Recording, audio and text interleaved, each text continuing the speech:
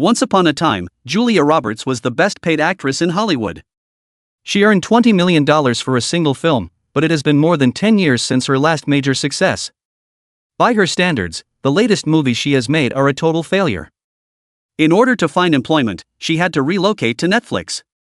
Even worse, since 2002, she has been fighting a rare blood condition that could end her life at any time. Hollywood is unsure about how to handle her at 56.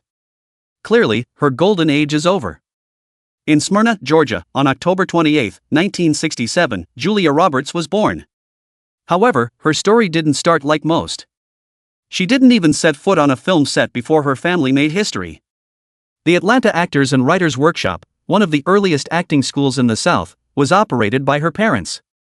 That, in the days of segregation, accepted both white and black pupils. Martin Luther King Jr.'s daughter, Yolanda King, was admitted to their program in 1965. The risk of such audacious choice was substantial. The neighbors were threatening them. Despite losing community support, they remained steadfast. In an effort to combat the racism they encountered, they taught acting in an old church. At the time, Julia was too little to comprehend any of this, but her surroundings would influence her perspective on the world. Julia was born at Crawford Long Hospital to parents who were having financial difficulties. $1,286 was the hospital cost, which was a significant sum at the time. They couldn't afford it, but then an amazing thing occurred. The entire payment was discreetly paid by Coretta Scott King and Martin Luther King Jr. In appreciation of everything Julia's parents had done for their daughter, they took this action. They never disclosed the information to the public. That story wasn't told by Julia herself until 2022, when she reached 55. On November 2, 1967, she claimed, Coretta even visited the hospital herself to ensure the payment was processed. Only a few months later, Martin Luther King Jr. was killed. The relationship between a future Hollywood star and civil rights titans was kept a secret for many years. Julia didn't grow up in a tranquil environment. Shortly before her 4th birthday, in 1971, her parents got divorced. According to her mother, it was because of mental mistreatment. According to her father, she had left the family. Months passed while court battles continued. Michael Moats was the guy Julia's mother married less than a year later. His father wasn't like him. He lost his anger easily. Working in factories, he relocated the family to less expensive housing. Occasionally, they had to relocate within a few months. Julia, her sister Lisa, and her brother Eric had to be on guard all the time. Julia started to avoid people at school. Her frequent appearance of fear and absence from class were noted by her teachers. Until she was 9 years old, she even started to stutter. Speech therapy was helpful, but acting was more helpful in a manner. When she felt like she had no voice, it gave her one. Tragedy struck in 1978. Walter, Julia's father, passed away from cancer of the throat. She was only 10. In an effort to keep her safe, he had concealed his condition. However, the grief struck hard. Julia went silent. She was unable to sleep. Her academic performance declined. Her father had been her haven, but he was no longer there. He taped bedtime stories before he passed away and put them on cassette recordings for her. She listened to them every night until the age of 13, when they started to wear out. The void created by the death of her father never quite went away. Performing became a coping mechanism for that suffering. A means to communicate what she lacked the words to in real life. At home, things worsened in the interim. Moats and her mother's marriage was failing. Their home was repeatedly visited by police. As quickly as possible, her siblings left home. Julia stayed. Her half-sister Nancy was born in 1976. Nancy would battle addiction and commit suicide years later. In 2014. Finally, 9 years later, Julia's mother moved out of Moats. She claimed that the marriage was abusive when she filed for divorce in 1981. She then concentrated on her recovery. In addition to volunteering at a women's shelter, she started a new acting school. At the age of 14, Julia started to get stronger even though she still had many scars from her past. When Julia started to have bigger dreams, her mother became extremely protective of her. In high school, Julia believed she would become a veterinarian. Despite her love of animals and aptitude for biology, she was constantly drawn to performing. She participated in school plays, played the clarinet, and even passed out during a frog dissection before leading a performance the same day. After school, she wrote screenplays in her science notebooks for hours on end. According to her former veterinarian, she didn't visit his clinic to see procedures. To observe the populace, he came. Unaware of it, she was already preparing to become an actress. Shortly after graduating, Julia packed her things and relocated to New York City in 1985. She lived in a small apartment with her sister, Lisa, and had saved $628. The weather was chilly. The heater malfunctioned. They slept in their coats at times. Because she was unable to pay for the subway, Julia walked for miles. During the day, she attended 3 or 4 auditions and ate inexpensive cuisine. After more than 200 rejections, she finally landed her first Clearasil commercial. Everything changed when that $825 paycheck arrived. It provided her with a SAG card, which is the key to actual auditions. Julia had a peculiar childhood custom back home in Georgia. She would lock herself in the bathroom and rehearse her Oscar speeches beginning when she was 7 years old. She made phony prizes out of perfume jars and shampoo bottles. She even videotaped herself so she could examine her voice. She used a leather journal to record more than 40 speeches. She continued to practice even after her family had to use candles after losing power. She once told her brother, "When I win my Oscar, I'll thank you third." And when she finally did win in 2001, she kept that promise. Her first real acting job was on a TV show called Crime Story in 1987. She had the flu, a 103-degree fever, but didn't want to miss it. She did the scene in one take. Everyone on set knew she had something special, but things didn't get easy overnight. She auditioned nonstop, landed a role in Firehouse, and even got burned by a special effects mishap. She didn't quit. She worked 16 straight hours. At one point, she was so broke, she sold her grandfather's pocket watch to pay rent. She bought it back 3 years later for almost 8 times the price after she became a star. In 1988, while filming Satisfaction, 19-year-old Julia met Liam Neeson, who was 35. At first, they didn't get along. Then filming got delayed and something shifted. They started dating and moved in together just 3 weeks later. People in Hollywood didn't like it. Julia lost a big ad deal because of the relationship. She even got rejected for a movie role because of it. But she didn't care. Liam opened her mind to new ideas. He gave her books to read, 27 of them. It was like college. The relationship didn't last, but the breakup gave her a depth of emotion she poured into Steel Magnolias. She won her first Golden Globe and got nominated for an Oscar. What people didn't see was the pain behind that success. To prepare for Shelby's diabetic seizure scene, Roberts didn't sleep for 47 hours straight. It wasn't some crazy stunt. It was a suggestion from co-star Sally Field to help her get into character. It worked, but it pushed Roberts to the edge. During the emotional funeral scene, she locked herself away in her hotel room for 3 days, eating only saltine crackers and drinking water. She wanted to look as grief-stricken as Shelby was supposed to feel. The director, Herbert Ross, didn't make things easier. On January 17, 1989, after a difficult take, he shouted at her, saying it was the worst acting he had ever seen. Roberts was so crushed, she left the set and didn't come back for 6 hours. Despite being part of an ensemble cast, Roberts was only on screen for 38 minutes. That made her Oscar nomination even more surprising. One of the film's most powerful moments, her breakdown after a medical emergency, was done in one take. The tears were real. She later said she wasn't acting in that moment. She was grieving. And while her career was rising fast, so was her love life. Around the same time, she got engaged to Dylan McDermott. They met during the first table read of Steel Magnolias on November 28, 1988. He passed her a note that said, "You have the most beautiful eyes I've ever seen." Just 19 days later, he proposed at the Russian Tea Room in New York with an emerald ring that had belonged to his grandmother. They moved into a small apartment in the West Village, paying $1,800 a month. Neighbors saw them living like a normal couple. Julia shopped for groceries. Dylan walked their 3-legged rescue dog. But their connection went deeper than that. When Roberts was close to being dropped from Pretty Woman, McDermott called the director himself and convinced him to keep her. But fame has a cost. As Roberts became more famous, their private life disappeared.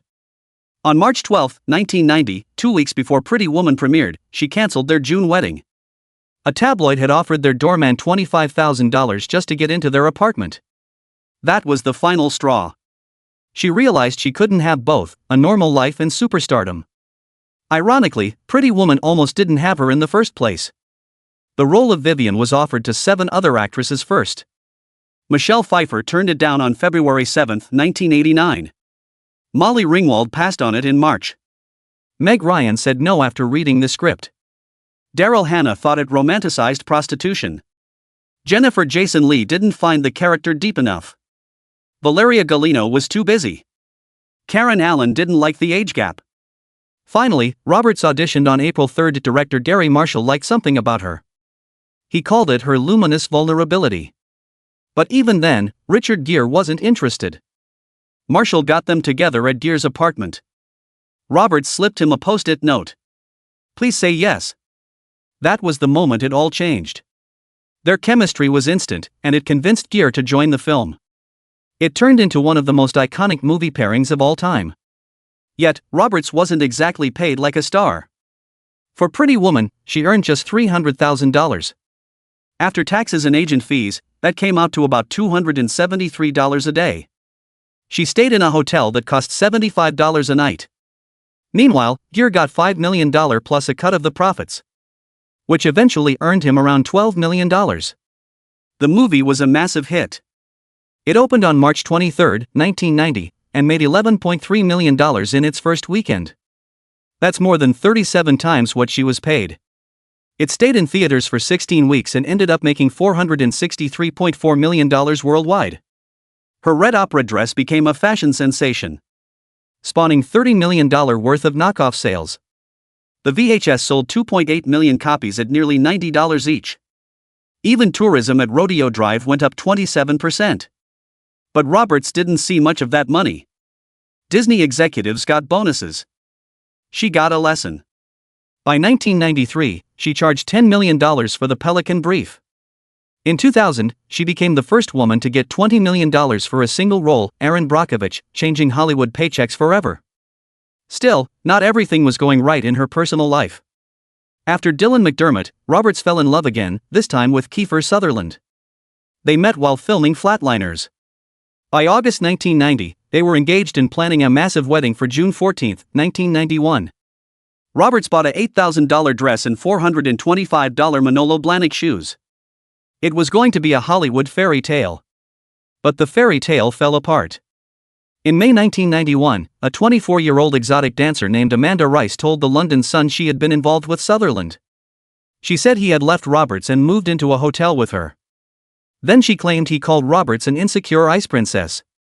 Later, she changed her story, saying it was only platonic. But the damage was done. Roberts was hospitalized shortly after that, supposedly for the flu. But people wondered, was it really the flu or stress? She stayed in the hospital for 5 days. Even then, she kept wearing her engagement ring. It seemed like the wedding might still happen. Then came the final twist. Just 3 days before the wedding, Roberts canceled everything. Sutherland didn't even hear it from her. Someone else told him. While he was moving out of their Beverly Hills home, she was with Jason Patrick, Sutherland's best friend. On the day they were supposed to get married, Roberts flew to Ireland with Patrick. The media exploded. She was branded the runaway bride years before she played one on screen. Later, she said she had planned to end things kindly, but Sutherland called her first and was nasty about it. Years later, Sutherland said she had the courage to walk away, and he respected that. Just 2 years after that public mess, Roberts got married. This time to country singer Lyle Lovett. The marriage shocked everyone and didn't last long, only from 1993 to 1995. It felt like a reaction to everything that came before. She had gone from fleeing one wedding to rushing into another. Eventually, Roberts found something real. In 2002, she married cinematographer Danny Motter. They've been together for over 20 years. They have 3 kids, twins Hazel and Phineas, born in 2004, and Henry, born in 2007. After all the drama, heartbreak, and public chaos, she found peace, something she never had when she was the most famous woman in the world. Meanwhile, the 1994 movie I Love Trouble was supposed to be a light fun romantic comedy. Instead, it turned into a behind-the-scenes disaster. The reason? Julia Roberts and Nick Nolte hated each other. And it wasn't just normal tension. It was full-blown war. Right from the start, things went wrong. The moment they met, they clashed. They didn't just argue. They avoided each other so much that they ended up filming most of their scenes with stand-ins. Julia admitted in a New York Times interview that they got on each other's nerves. Then she added something that shocked everyone. Nolte could be charming, but he was also completely disgusting and even seemed to go out of his way to repel people. That was brutal, and Nolte fired back. In the Los Angeles Times, he said it wasn't nice to call someone disgusting, but Julia, in his words, is not a nice person. Everyone knows that. The film flopped. Critics didn't care for it, and the audience didn't either. The off-screen drama was more memorable than anything that made it to theaters, but Julia didn't let the feud or the flop hold her back. In 1997, she made a big comeback with My Best Friend's Wedding. The film wasn't just a hit, it was a blockbuster. It opened with over $21 million in its first weekend and made nearly $300 million worldwide on just a $38 million budget. The twist? Her character didn't get the guy, and audiences loved that. It was different, real. The film earned a 73% rating on Rotten Tomatoes and became one of the year's top 10 biggest movies. It showed everyone that Julia Roberts was still a star. Then came 1999. That year, she didn't just prove herself again, she completely dominated. In May, she starred in Notting Hill with Hugh Grant. It made $364 million globally and became the highest-grossing British film ever at the time. Just 10 weeks later, she reunited with Richard Gere for Runaway Bride. That movie opened with $35 million, one of the biggest romantic comedy openings ever. It ended up pulling in more than $309 million worldwide. Critics weren't impressed, but audiences didn't care. People loved seeing Roberts and Gere back together. That same year, Roberts made history. For Erin Brockovich, she became the first woman in Hollywood to be paid $20 million for a single film. Up until then, only big male stars like Tom Cruise and Mel Gibson had crossed that line. But Roberts wasn't just cashing a big paycheck. She was taking a risk. The role was serious. She played a single mom who helped take down a powerful energy company. It was a bold move away from romantic comedies. The gamble paid off. The film earned over $200 million globally, and the performance changed everything. Roberts won the Academy Award for Best Actress. It was her third nomination, and this time she took home the gold. She also won a Golden Globe, a BAFTA, and a Screen Actors Guild Award. It was a total sweep. She even joked during her Oscar speech that she was going to take her time on stage. She'd earned it. Her momentum didn't stop there. By 2001, Roberts's films had brought in more than $3.9 billion worldwide. And she didn't need superhero movies or big franchises to do it. In fact, aside from the Ocean's 11 series, she avoided franchises completely. Instead, she kept delivering hits on her own. Julia Roberts had just married Danny Moder in July 2002.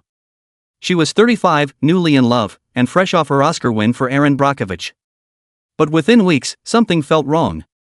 She was tired all the time. Her skin showed black and blue marks without reason. Danny noticed. He pushed her to see a doctor. Tests followed. And the results shook her world. Doctors told her she had idiopathic thrombocytopenic purpura, ITP for short. It's a rare blood disorder. Only 3.3 adults out of every 100,000 get it. The disease causes dangerously low platelet levels, which means your blood can't clot properly. For Julia, it wasn't just scary, it was heartbreaking.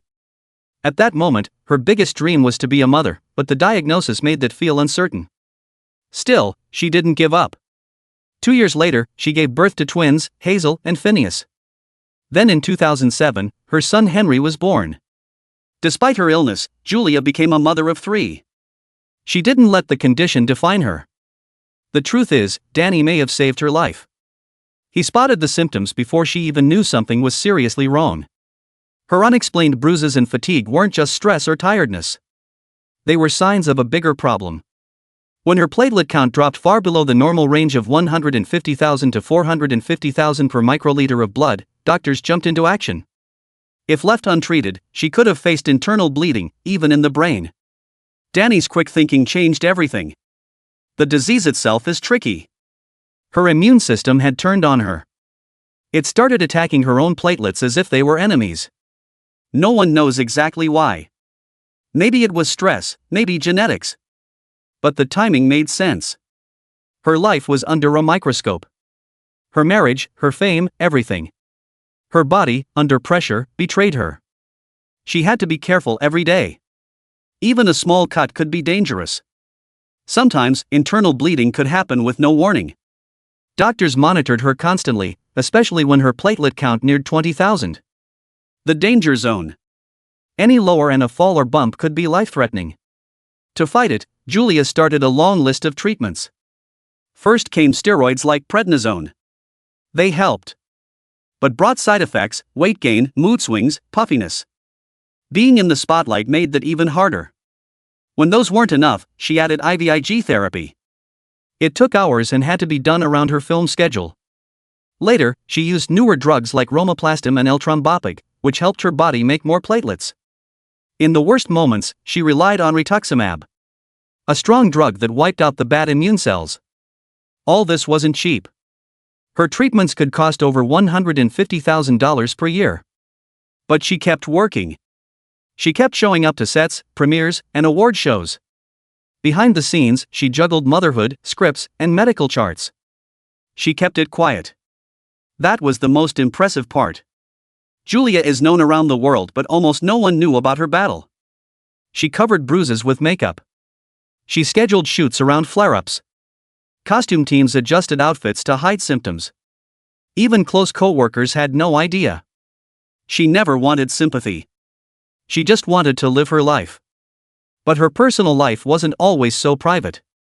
In the early 1990s, a custody battle tore through her family. Her brother, actor Eric Roberts, was fighting for custody of his daughter, Emma. But Julia didn't back him. She supported his ex-girlfriend, Kelly Cunningham, instead. She paid for her lawyers and helped her win custody. Eric was furious. He and Julia didn't speak for over a decade. He later admitted he was in a dark place, addicted, angry, and unreliable. Losing custody was the price he paid. When Julia gave birth to her twins in 2004, Eric came to the hospital. That visit helped them start to rebuild what had been lost. Julia and Kelly formed a strange bond. They weren't friends before the custody case, but Julia stepped in. She barely knew Kelly, but saw the child in the middle of the mess. Emma later became an actress herself. Julia was part of that journey too, serving as both aunt and quiet mentor while her brother was lost in addiction. Family pain didn't end there. In 2013, Julia's half-sister, Nancy Moats, invited her to her wedding. Julia said no. She didn't trust Nancy's fiancé and refused to attend. It wasn't just about the wedding. Their relationship had always been tense. Years earlier, Julia had accused Nancy of taking secret photos of her kids. There were deep wounds. Julia's refusal hurt Nancy, who had long struggled with her weight, self-esteem, and sense of belonging. Then tragedy hit. In February 2014, Nancy was found dead in her bathtub at just 37. It was ruled a suicide. She had left several notes. The family didn't share them. Julia, who had just been nominated for an Oscar, canceled all events. She stayed home to grieve. The pain of that moment still hangs over the Roberts family. While dealing with all this, Julia's career was shifting. Once the queen of the box office, she saw her star dim. In 2016, her movie Money Monster made only $93 million worldwide. That was a far cry from her past hits. Other films like Larry Crown and Mirror Mirror also disappointed. Audiences weren't showing up like they used to. The golden run of her $20 million paydays was ending. And then in 2011, another blow. Ads she did for L'Oreal were banned in the UK. The reason? Too much airbrushing. Lawmakers said the images were fake. Julia, once praised for her natural beauty, was now part of a larger debate about unrealistic beauty standards. People questioned why a woman like her needed digital help to sell makeup. With theaters changing and fewer roles coming her way, she made a new move. In 2023, she starred in Leave the World Behind, a thriller released on Netflix. She worked alongside stars like Mahershala Ali and Ethan Hawke. The streaming service paid her $25 million, the same as her peak film salaries. But now, she didn't have to worry about box office numbers. Millions watched from home. It was a smart pivot, and it paid off. Her last Oscar nomination came in 2014 for August. Osage County. She played a fierce daughter opposite Meryl Streep. It was a dark, emotional role. She didn't win, but it reminded everyone of her talent. Since then, awards have been quiet. Unlike stars like Cate Blanchett or Sandra Bullock, she hasn't returned to the stage with a major hit. Some wonder if she's waiting for the right script, or if Hollywood just doesn't know what to do with women in their 50s.